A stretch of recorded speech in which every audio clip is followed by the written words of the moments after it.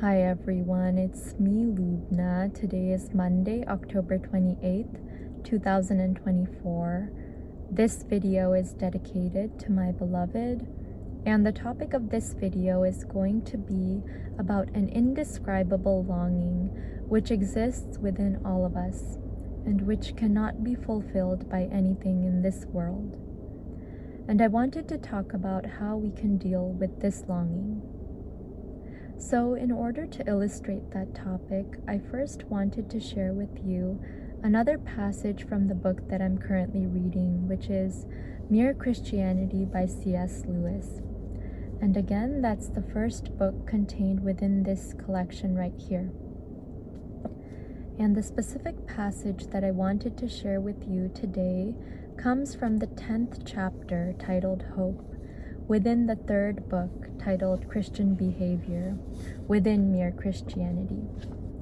So I'm going to go ahead and read the passage aloud to you first. Here it goes. Most of us find it very difficult to want heaven at all, except insofar as heaven means meeting again our friends who have died. One reason for this difficulty is that we have not been trained. Our whole education tends to fix our minds on this world. Another reason is that when the real want for heaven is present in us, we do not recognize it. Most people, if they had really learned to look into their own hearts, would know that they do want, and want acutely, something that cannot be had in this world. There are all sorts of things in this world that offer to give it to you, but they never quite keep their promise. The longings which arise in us when we first fall in love, or first think of some foreign country, or first take up some subject that excites us, are longings which no marriage, no travel, no learning can really satisfy. I am not now speaking of what would be ordinarily called unsuccessful marriages, or holidays, or learned careers. I am speaking of the best possible ones. There was something we grasped at, in that first moment of longing, which just fades away in the reality. I think everyone knows what I mean. The wife may be a good wife, and the hotels and scenery may have been excellent, and chemistry may be a very interesting job. But something has evaded us. So that is the passage that I wanted to share with you today. And as I read that passage, I thought about how true it is that we tend to often seek happiness and fulfillment in these things outside of us that society promises are going to make us happy, but that happiness and that thrill and that excitement wear away over time, and they are not lasting. For example, when we fall in love with a new person, or we visit a new country and then try to live there, or when we buy a new car or a new house or get a new job, initially, these things bring us excitement and happiness, but that excitement always dies away over time as we get used to these things. And then we end up seeking happiness and fulfillment in something else. We keep jumping from one thing to another, hoping that the next thing is going to bring us the happiness that we desire, all the while ignoring the development of ourselves and the development of this happiness within ourselves.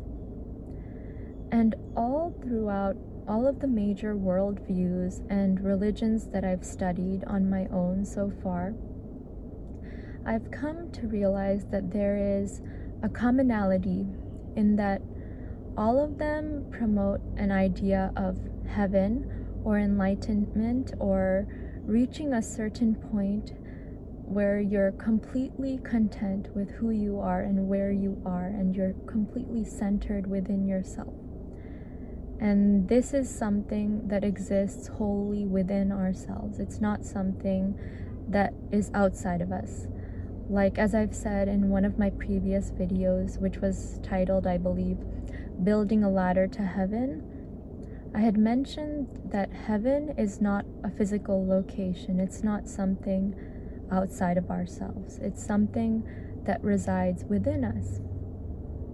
And so that perfect peace, perfect contentment, and perfect fulfillment that we seek in all of these things outside of us, whether it's a person, a relationship, a holiday, a specific location, a house, a car, a job, whatever it may be, will never bring us the lasting fulfillment and happiness that we would be able to find by cultivating this heaven within ourselves. And so you see how the shift occurs from seeking fulfillment outside of ourselves to seeking that same fulfillment within ourselves.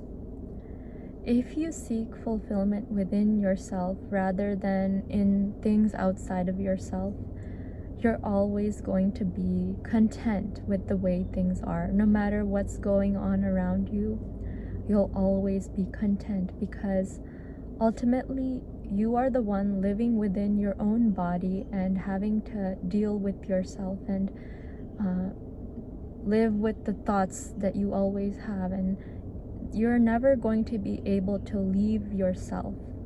Everything around you might change, but the one thing that will never change is your presence within yourself. So if we want to fulfill that indescribable longing for happiness or fulfillment or heaven that we are so desperate for, I propose that the best way for us to do that is to cultivate heaven within ourselves and to embrace a positive and also a realistic outlook on things, and to be our own best friend, because ultimately, as I said before, you're the one who has to live with yourself 24/7, 365. You can't escape yourself. So might as well live in a good place, live in a happy place, a positive place, and a beautiful place. Cultivate a beautiful spirit. And that is an overarching theme throughout all of my videos. I'm just trying to help you to cultivate a beautiful spirit within and to heal yourself. So I hope, as always, that you've learned something very valuable from my video today.